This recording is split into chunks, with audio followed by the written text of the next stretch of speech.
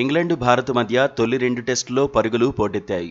ఓ దశలో బౌలర్లు గంటల తరబడి బౌలింగ్ చేసినా వికెట్లు దక్కలేదు. 200, 300 పార్ట్నర్షిప్లు కూడా నమోదయ్యాయి. దీంతో స్వింగ్ సీమ్కు అనుకూలించే ఇంగ్లాండ్ పిచ్లు ఇలా ఫ్లాట్ గా ఎందుకు మారాయనేది హాట్ టాపిక్ అవుతోంది. దీనికి సంబంధించి రకరకాలుగా చర్చ జరుగుతోంది. నిజానికి ఇంగ్లాండ్ పిచ్లు ఎక్కువగా గ్రీన్ గా ఉంటాయి. అక్కడి వాతావరణ పరిస్థితుల కారణంగా బంతి స్వింగ్ సీమ్ అవుతుంది. ఇంగ్లాండ్ లో పిచ్లు ఎక్కువగా సీమర్లకే ఫేవర్ గా ఉంటాయి. సాధారణంగా సమ్మర్లోనే ఇంగ్లాండ్లో టెస్టులు జరుగుతుంటాయి. కానీ సమ్మర్లోనూ గతంలో వర్షాలు పడేవి. వాతావరణం మేఘావృతం అయినప్పుడు బౌలర్లకు పిచ్లు ఫేవర్ గా ఉండేవి. ఎండ వచ్చినప్పుడు బ్యాటర్స్ కు ఫేవర్ గా ఉండేవి. అయితే ఒకప్పుడు గ్రీన్ గా ఉన్న పిచ్లు ఇప్పుడు బ్రౌనిష్ గా కనిపిస్తున్నాయి. గతంలో గ్రీన్ పిచ్లు, గ్రీన్ అవుట్ ఫీల్డ్ కారణంగా బంతిపై ఎక్కువసేపు షైన్ ఉండేది. ఇప్పుడు ఆ పరిస్థితులు లేవు.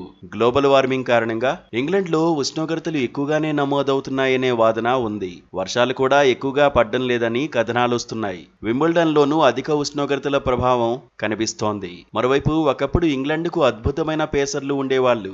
భారత్కు మాత్రం పేసర్ల కొరత ఉండేది. ఇంగ్లాండ్ పేసర్ల దెబ్బకు భారత్ ఒకే రోజు 2 ఇన్నింగ్స్ ముగించిన రోజులు కూడా ఉన్నాయి. అయితే ఇప్పుడు భారత్ దగ్గర కూడా క్వాలిటీ పేసర్లు ఉన్నారు. ఇంకా చెప్పాలంటే ఇంగ్లాండ్ పేస్ యూనిటే బలహీనంగా కనిపిస్తోంది. ఎలాంటి పిచ్లపై అయినా బుమ్రా మ్యాజిక్ చేస్తున్నాడు. రెండో టెస్టులో జస్ప్రీత్ లేకపోయినా ఆకాశ్దీప్, సిరాజ్ చెలరేగిపోయారు. ఇంగ్లాండ్ మైండ్ బ్లాంక్ అయ్యేలా సక్సెస్ అయ్యారు. భారత్కు బలమైన పేస్ యూనిట్ ఉందన్న కారణంగానే తొలి 2 టెస్టుల్లో బ్రౌనిష్ పిచ్లపై మ్యాచ్లాడించారనే చర్చ జరుగుతోంది. లీడ్స్, ఎడ్జ్బాస్టన్లో గతంతో పోల్చితే గ్రీన్ టాప్ లేనేలేదు. కొంతవరకే గ్రాస్ ను వదిలారు.